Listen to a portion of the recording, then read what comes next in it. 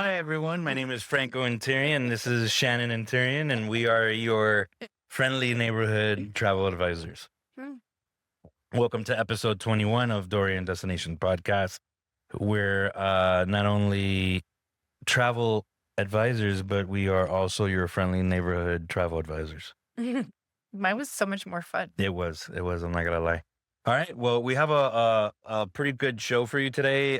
We have our typical travel news, fact or fiction, and tips, but we are also going to talk about the top 10 nude beaches in the United States. Do you like that? Okay. And our hot debate for today is all-inclusive resorts or independent travel. What is the benefits? I like that topic. Yeah, that's a good one. So let's get started with our travel news and fact or fiction. You wanna? I'll start it Yeah. because I've done so much research, particularly about this country, because our daughter really wants to go, and this is about South Korea, and it's about Jeju Island, and they call it the Hawaii of South Korea. And Jeju Island is west off of South Korea. And they have ferries that are a couple hours from Busan that you can go to Jeju Island. It's stunning. It is a natural park. I'm dying to get there. And they're having issues because tourists are now misbehaving, which is so sad. And so now Yeah. there's new guidelines that is about etiquette reminders, no littering, respecting the sacred sites, avoiding damaging natural areas, and respecting local culture, which is so sad that they even have to have this conversation.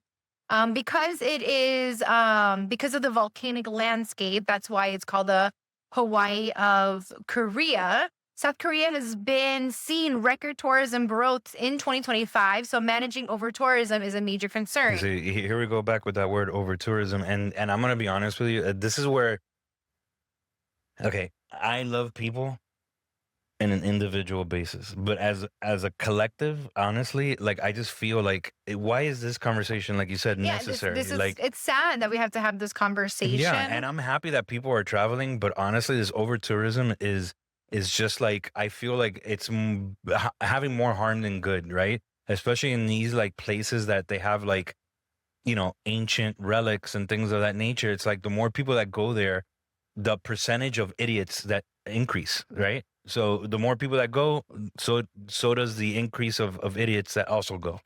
And I just feel like, yes.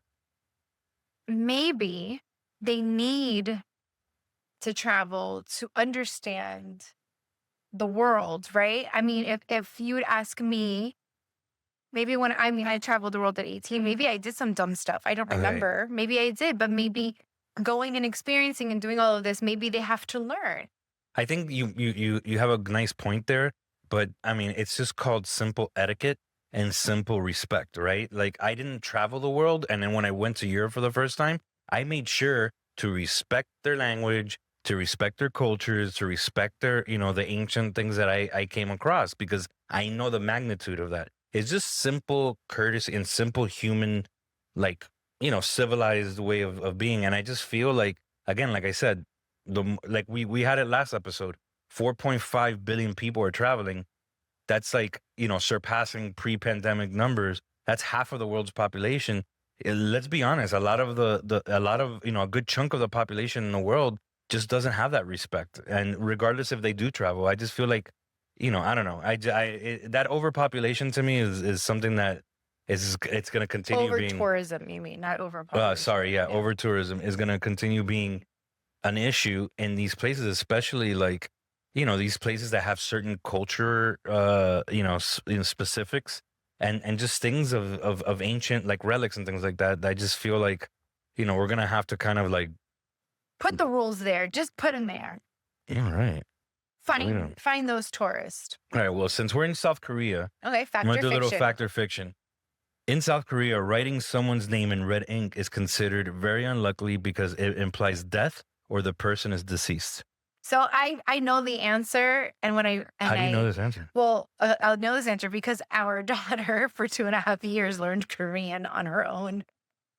She's obsessed with Korea. Hence why I know so much about Jeju Island, because we're planning on going to South Korea.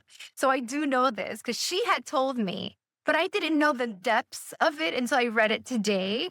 And it's pretty crazy. So their idea is if you write in red ink, that you can symbolically erase or curse someone. Mm. So that's like, she just said that it was like it's not good, and it's like it was, looked frowned upon, but not like this. Yeah, This is like another level. What I was like even my thinking. college professors kind of cursed the shit out of me because I had a bunch of red markings in my papers. My mother never let me write in red. Was she South Korean? No, she just said that it just was meant like that. It just wasn't nice when you're writing a letter to somebody. You shouldn't write in red ink. So I just did it. I just think that's crazy. I mean, she never said something like this, Yeah, but it is kind of there was crazy. no like weird juju. I wonder how they feel about like Look, blue. no weird juju in the Jeju Islands. All right, so next, news story that we have: a medieval castle reopens in Europe. One of Europe's most magnificent medieval castles has reopened after a major restoration. The castle dates back centuries, featuring moats, towers, and great halls. It's preserved for tourism and historical education. The castles are amongst one of the top cultural tourism draws to fuel the economy. I love it. I love visiting castles. Yeah, I do. And I've done some like really nice ones, and then really bare ones in Ireland that you're like, this is so weird. People lived here. Well, it's like a jail. Doing the research, it's cool because they opened up this castle. I can't believe I forgot to put where it was, but I did look at the imagery, and it's cool because you know how we did the whole like Van Gogh interactive exhibit where you see like his painting. The lights and everything. Well, they did that within the castle. Oh, how cool is that? Yeah, that was pretty I interesting. love that. Yeah. So, fact or fiction? All right, you want to ask you? Yeah. All right. I mean, I know the answer, but Medieval castles had bathrooms with running water. Fact or fiction? fact.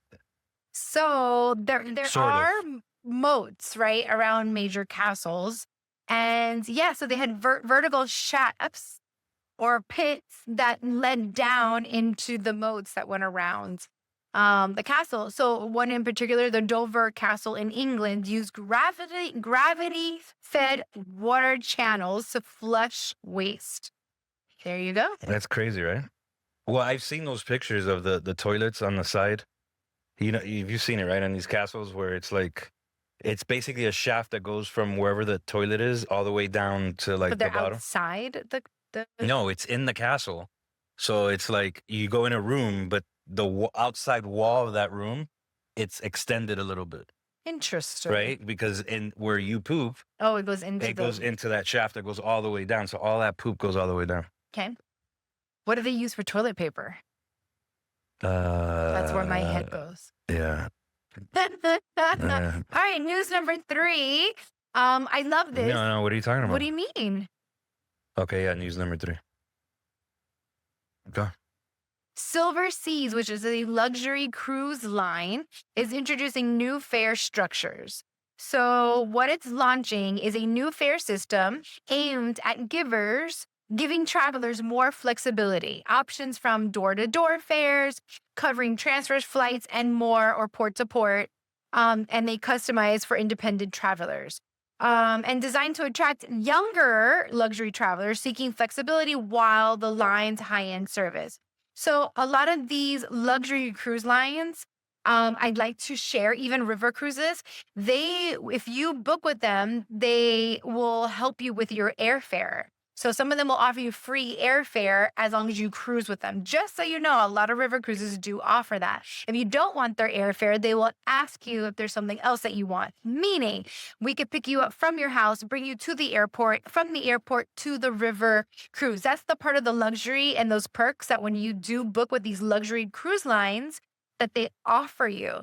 So I love that they're giving more options Yeah. because that's when you're traveling with these luxury things, you don't want to have to think, oh, how am I going to get to the airport? Oh God, Yeah. now I gotta get off the plane and now I gotta get to the river port, which is nowhere near the airport or the ocean, right? If you're flying into Rome, the ocean is 2 hours away from Rome. How do I get there? So these luxury cruise lines are offering all of those amenities. And now Silver Seas is joining the new fare structure. Yeah. Yeah. That's great because I think the luxury cruising now, I'm seeing like a trend now that Huge I'm trend. looking, I'm seeing a huge trend going there because I think for multiple reasons, I think people now want to spend a little bit more when they do travel because they do want to, live that, really maximize their dollar.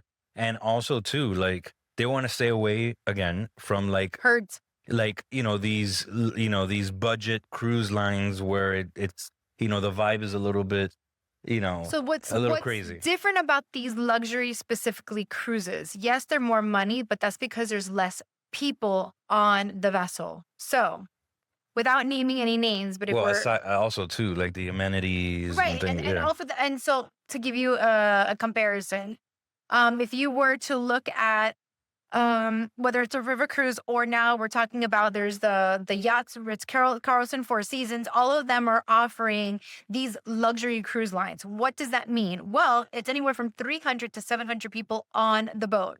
Explora is another one, which happens to be part of the MSC cruise line. So MSC will have 3,000 people on their cruise ship versus Explora will have no more than 700. But all the rooms are considered suites. And so, yeah, you're paying a little bit more, but you are also on a boat that has half the people.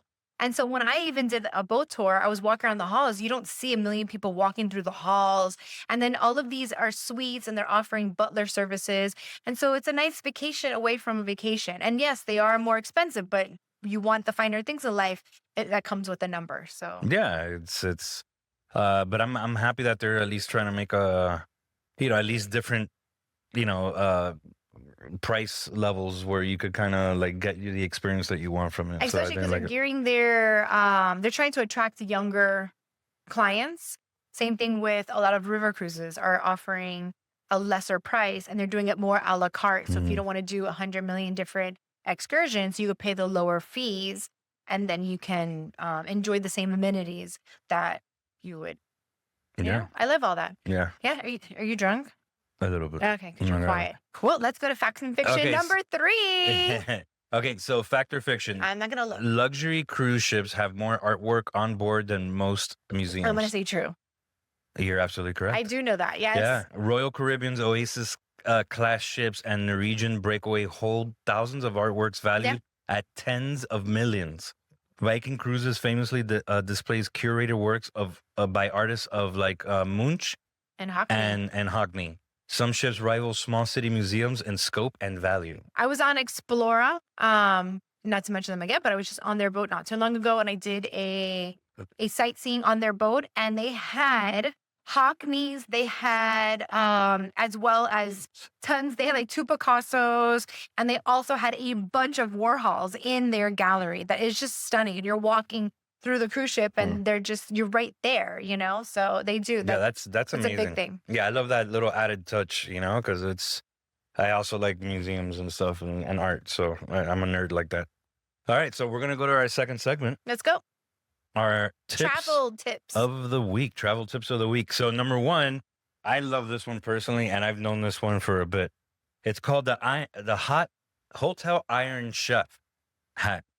Okay. I would not do this. I would, and I think I have in a drunken stupor. But basically, what it is that you get the hotel iron and you put it with foil, and you make a makeshift grill. Why don't you just order room So service? I mean, again, if you're don't have the means or whatever, there's a good hack. Okay. Right, so you basically, it's good to grill, have grilled cheese, quesadillas, and even a bacon. It says you can even top off the crisp by using a hair dryer. Yeah, look at that. Yeah, I'm not really feeling that one, but kudos Oh, to you're you. not because No. you haven't had to live that. No, hack number 2 is neck pillow with a hoodie. So I actually do this when to even save space inside a luggage. So it's like a double hack here. If you roll your clothes up and you stuff it inside the hoodie you wear backwards, it creates an instant neck pillow without carrying a bulk. Great for long haul flights, buses, and trains. So yeah, so you can always, instead of bringing that big pillow, which is a pain in the butt, and they drop on the floor and they're nasty by the time they get to your airplane. I'm just talking from experience with my children. Unless you do the one that blows up. You could take a hooded jacket and then just roll it up and then put all the extra fluff inside the hoodie. And that's also a good packing trip too. Yeah. Like if you're rolling, roll all your clothes. Did you really say that? Roll your clothes. All right. I like this one because, men, you know what I'm talking about on this next tip. It's the binder clip razor guard. So let me explain to you what a binder clip is. It is the clip that has the two plastic things. The black ones. Right. And you usually see them like in offices. So what happens, you flip the two metal parts back, you squeeze, and it opens up the thick black part of the clip. And then you can clip it onto big pieces of paper. And then you can just, that's what a the binder clip is. So they're using this for a razor. Yeah, which I love because honestly, you know how many times, again, I'm You've gotten cut? I've gotten cut because I have a lot of stuff in my little toiletry bag, and then it's in there, the razor, and I get cut, or it does slice the bag, or worse, my little loofah gets stuck in with my razor, which is not. You not travel good. with the loofah? I travel with a loofah. That's cute. I like my loofah and my body wash. I don't travel with the loofah. Oh, I travel with a loofah. So how do you clean your body? I pack. I mean, I should know this. You're my wife. No, I know all kidding aside, I do know that he travels with a loofah. I don't travel with a loofah. I actually just get a bar of soap and I just throw it inside my suitcase. If we're going to one place, it's perfect. I just leave the soap there. I don't care. If we are going to multiple places, I will put, if I forget the plastic thing, I will just try to reuse it. I'm a soap kind of gal, and I do know recently I've been traveling a lot, and I've noticed all calibers of hotels and what have you are now coming with the dispensers. Like it just seems to be there. So I don't know. Well, not all calibers. Yes. Nah. When we were not body wash. Yes, Gainesville. We stopped in Gainesville. We stayed, which is so quick. One night we were traveling up, and we stayed. It was like they had it there. It was pretty shocked. I don't know. But yeah, I like body wash versus soap. It's less. But there is a hack for a soap though. What is it? You could get a soap, but you slice it in different pieces. So let's say it's a multiple day, like you said. You use one piece for one location, and then the piece there you go. So you save it. Look at you, Mr. Hacker. Oh, that's why I'm here. I'm a hacker. All right. Segment three. Now we're getting to the nitty and gritty. This is the best of travel. And this week we decided to go nude. We decided to. I'm okay with that. Yeah. No, you're not. No, you're not. No, you're not, because you're married to me. But yeah, so we picked what are the 10 best nude beaches in the United States. I have actually been to one of the It's not nude. Not nude. So have I. I swear. The Haulover? Haulover Beach. Haulover Beach. Yeah. So that's number one. So the most famous nude beach in the U.S. officially designated clothing optional since 1990. I didn't know it was the most famous. Yeah, it's 99 city acre park, offers 0.5 miles of nude beach area among its total beach frontage, attracts a diverse crowd, locals, tourists, naturalists, and high density on weekends and peak season. What's peak season? Haulover Beach. What's peak season? No pun intended. Oh my God, we're like Beavis and Butthead. She said peak. All right. Yeah. So Haulover Beach. Well, I was there as well. Not nude, but I've been there a couple times. I'm gonna tell you a story about. Do I want to know? Yes. Maybe we shouldn't take this offline. So basically, this was in high school, and a group of us, we got into this weird 1970s looking van. Like it has the shades, you know those vans that I'm talking about. What van was it? I don't know. It was a weird van, but it was like 5 of us guys. We went. Hey, let's go to Haulover Beach. Ew, 5 guys want to go to Haulover Beach. Whoa, whatever. We're like, okay, we're thinking we're gonna see some like hot girls, right? Really not at all. That's not what happened. So we went to Haulover Beach, and then we just went there. We're like, oh my God, it's a bunch of old dudes. A lot of them are probably gay. They were homosexual.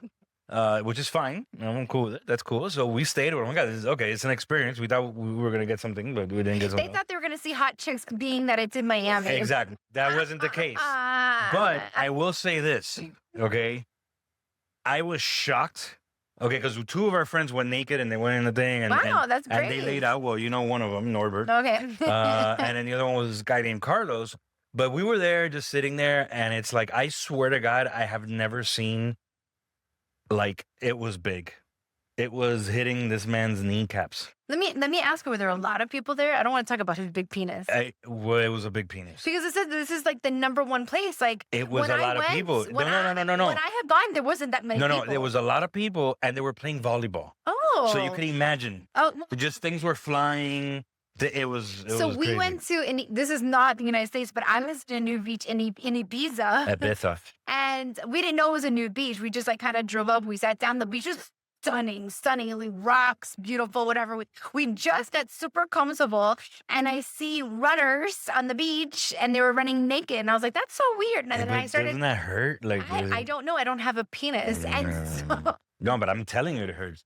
And I Because if started you run, looking it around, swings. and I was like, "Oh my God, we're like the only one that has clothes on." I was like, "Let's just move to the next beach." So that was my. I'm glad you didn't get naked. Okay, so Yeah. You see, we definitely sidetracked. So Okay, Black Beach in La Jolla, San Diego, California, is the largest nude beach in the United States. And it has like secluded cliffs that are called the Torrey Pine Cliffs, giving both stunning views and challenging access. So how do you get down there naked? Like, do you get naked when you get there? Like, if it's challenging, if like, it's, no, I think you get naked and then you do the challenge. like, yeah, and then like, okay, yeah. It's like naked and afraid, right? Surfers don't be surfing here because it is strong surfer breaks and it's very dangerous. And its terrain has lots of cliffs and landslides and difficult trails. Jesus Christ, it looks like a pain I know. in the Why do you ass. want to go there? Yeah, like to be naked. Yeah, not fun. Yeah, I don't know. It's Okay. a little bit of a. All right, so Little Beach. I wonder why they got that name. It's home to the smallest penises in. No. No, I'm playing. It's in Maui, Hawaii. It's renowned for its laid-back atmosphere, music, sunset drum circles, very popular amongst nude sunbathers. Black sand How pretty. or mixed sand, tropical environment, less official status, clothing optional mostly by tradition rather than formal law.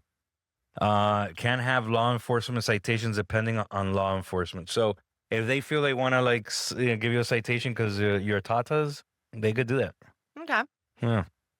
We can do whatever they want, I guess. So Baker's Beach. Another California beach, but this one is in San Francisco. Yeah. And not to be mistaken, only the north section of Baker's Beach is a nudie beach. Yeah. Yep. And Yeah. so you get to see the Golden Gate Bridge. Which is pretty. pretty nice. Yeah, Yeah. it's beautiful. It is more accessible than the other beaches. It is still remote, but weather, meaning fog and winds and cold water, can make a brisk sunbathing experience. So shrinkage is definitely going to be on the rise. Yes. And you get to see a lot of cultural, historic atmosphere and mixed visitors. There you go. Yeah, love it. Gunnison Beach in Sandy Hook, New Jersey. It's the only legal clothing optional beach in New Jersey, part of the Gateway National Recreation Area. It's federal land.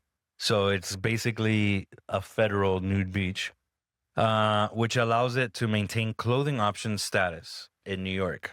And Interesting. you get a good skyline view of New York City. Yeah, I and you kind of have like that. you have the New Jersey guys with the hair and all that. So that's pretty cool. California, you're a little frisky because here's another Yeah. one. San Gregorio, right? Did I say that? Gregorio. Gregorio Nude Beach. But this one is in San Mateo County, California. And it's roughly 2 miles of beach, soft sand, tide pools, and a lagoon. And it's been clothing optional since 1966. So you know the summer of love. Just never stopped there. Yeah. That's pretty amazing. Less well known than Haulover Beach or Black Beach, hence fewer crowds, gives more relaxed, nature-oriented vibes. Look at that. I mean, nature-oriented. I mean, everybody's nude. You think you're gonna think about? Oh my God, is that dogwood? Like nobody cares. Maybe. Yeah. All right. Collins Beach, Cerveve Island, and Cerveve Island, Oregon. Mm. It's a 1 mile long stretch on the Columbia Riverside. Part of it's officially clothing optional. Hours open early morning from 4 a.m. to 10 p.m. So you could be nude all day. But why these has a time limit? The other ones don't have a time No, limit. because you could be nude all day or long. whatever you want, 24/7. 24/7. And then, so this is great. You could be nude and surrounded by wildlife. 'Cause it's a wildlife reserve, except portions with private ownership, scenic, somewhat remote, good for nature lovers. Not just any nature lovers. Yeah, nature lovers. Whale Beach in Lake Tahoe, Nevada, known as the Black Sand Beach in some listings, access requires a 1.2 mile out and back trail from the road. So another hike just to get there. Do you hike naked again? I think that's I the think I question, wouldn't. I think I would just wait to get naked. right? Because that's a hike. Yeah, I don't wanna like Yeah, Yeah, I'm not get really- dirt in your butt and all. yeah. If you yeah. fall, like it's not fun. That's not good. What about Rooster Cock State Park? No, it's Rooster Rock. Oh, Rooster Rock. Sorry, I misread that.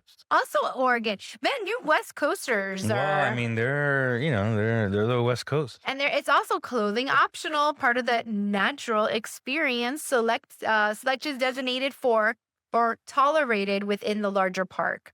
And beautiful cliffs, gorges, modern access. All these places are very hard to get to. Yeah. And then our last one has to be in Florida. Yeah, it's Apollo Beach.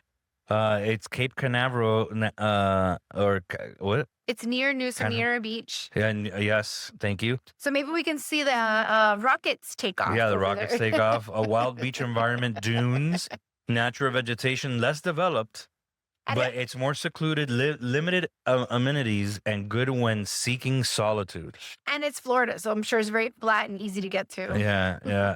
And when they say sand dunes, it's little dunes. It's probably like little dunes. Little dunes. Yeah, so there's baby, if we want to get nude, we know where to go. I'm ready. No, you're not. Nobody's going to see your tatas. No tatas burn. No tatas. Those are my tatas and only my tatas. Okay. I know. Oh, male chauvinist pig. It's her tatas. That's not your tatas. Guys, don't ever do a podcast drinking wine. That's one recommendation. Okay, so just in time, for our buzz, we have our hot topic. Hot topic. This is where we go head to head. All-inclusive resorts versus independent travel. We've talked about this a couple times. Yes, because our Dominican trip, our last Dominican trip, wasn't really technically all-inclusive, but it was all-inclusive because... But it's a different all-inclusive. Okay, so here's the thing. All-inclusives are huge, in the Caribbean. So, meaning all you can eat, buffet, drinks, all of that. You pay one price and then it's like a one and done. And I get a lot of those. A lot of people do like all-inclusives. We live in Miami. And so the Caribbean is always like a very hot thing for like, oh, my friends are like going for the weekend to Mexico or to Dominican Republic. It is a quick weekend trip. But it's also great for those people that are on a budget. So I do have people that are like, hey, I want an all-inclusive.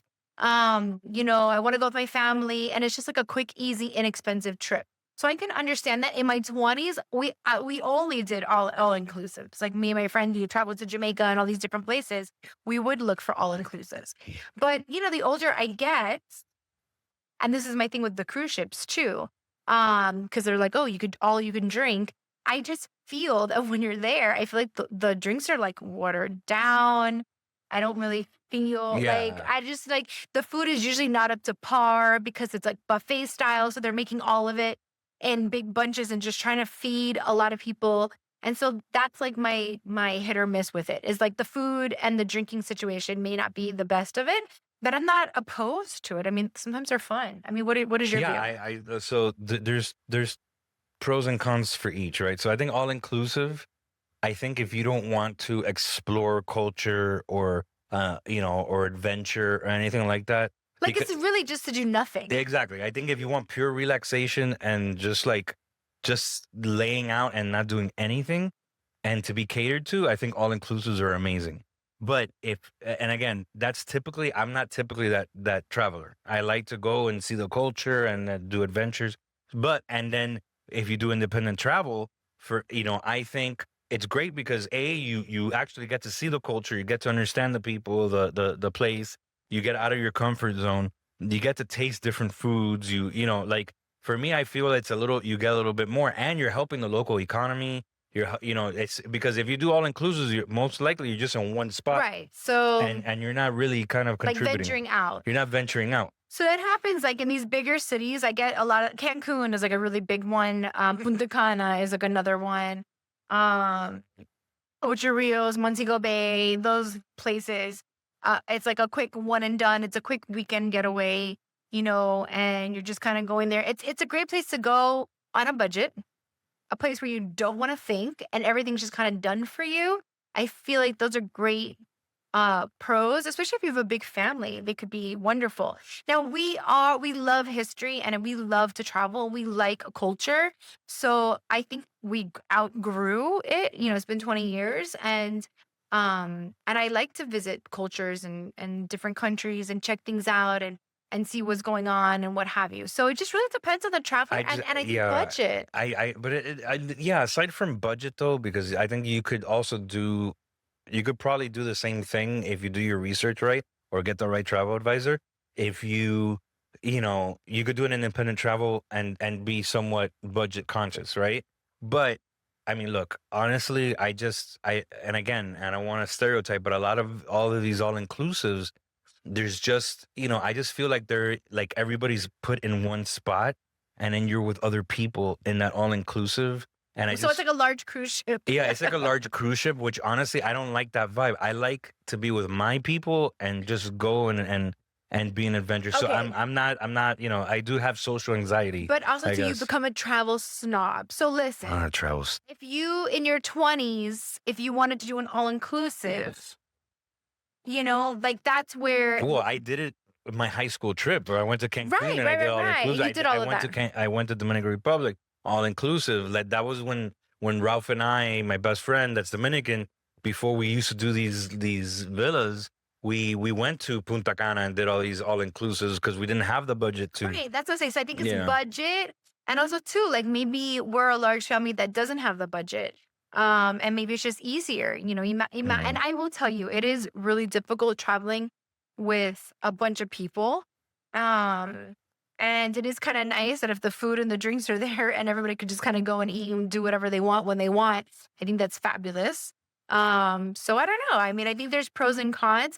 I'm not a fan of it. I don't care for it. I used to love it, but that was 20 years ago. And I've just, my style of traveling has just changed. I don't think, and then there are ways you made a point that you could do all inclusive, without having to do all inclusive. So one of the things that we did was we did do a villa with our friends, and included of that was breakfast, lunch, and dinner. So we knew that we were going to have our 3 meals. We had our snacks. It was really nice. So yeah, there's ways to go about it. A lot of people don't know those things. They don't really know. Yeah. And I think what we're trying to plan, also with our group of friends, the same people from Dominican Republic, is we're trying to do things like, Italy, or should we do a villa in Italy and have the same thing that we had in Dominican Republic, but in Italy, right? Where we could have our meals kind of done for us, and we have cooks and we have all that stuff and then we could go to different, like cities and stuff like cities that. and things like that. So there's ways of doing it where you don't have to be stuck in a place with, a bunch of strangers that you might not click with, or you might not, have that same vibe with. And it's just it's almost like cookie cutter, right? I think if I do all inclusive, it's going to be that custom all inclusives where I pick the people I want to be with and I pick the experiences I want to see, but everything's included in that one price where I don't have to worry. That type of all inclusive, I think I'm down for. But the whole cookie cutter thing with a multitude of people, I'm not about that. So am I a snob? Is that? No, I just think our way of traveling has changed. I guess I don't think it's a bad thing. It's not a being a snob. No, it's not. I But you agree call with me a you. snob though. I was kidding, but I'm probably a bigger snob than he is, and it's not because of anything. When I travel, really like to be where I'm at. Even when we were in the Dominican Republic, I was waking up at 6 o'clock in the morning, and I love being the first one on the beach by myself, walking the beach, seeing the locals. I love that.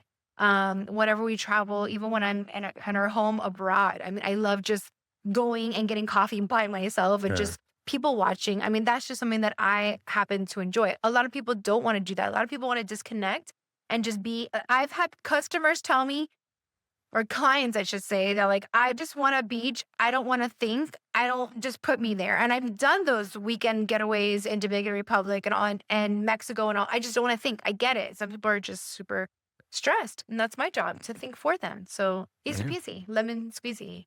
Hey, look, that's like chao bacalao.